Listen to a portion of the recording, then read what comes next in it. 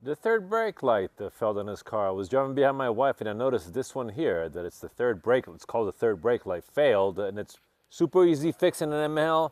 Let me show you how fast this one is done. You open the trunk, just turn around, like so, face up. And you squeeze here. And this one, and tilt back, this comes off. Press this tab like so, this comes off. And that's it, just like that. You kind of press down, turn counterclockwise. And the hard part is going to be, believe it or not, pulling the bulb out of this package. Yeah, that's actually not that hard. I thought it'd be harder. Here it is. All right. We installed the new bulb.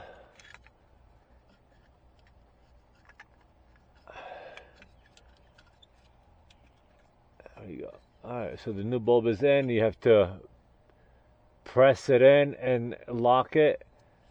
Then we can lock the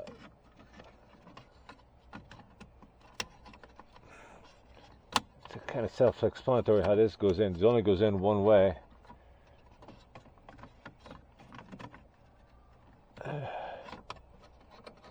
That's it, it's in. Light is in. We can now put the cover in. This is the old bulb. Okay, you obviously put the bottom in first,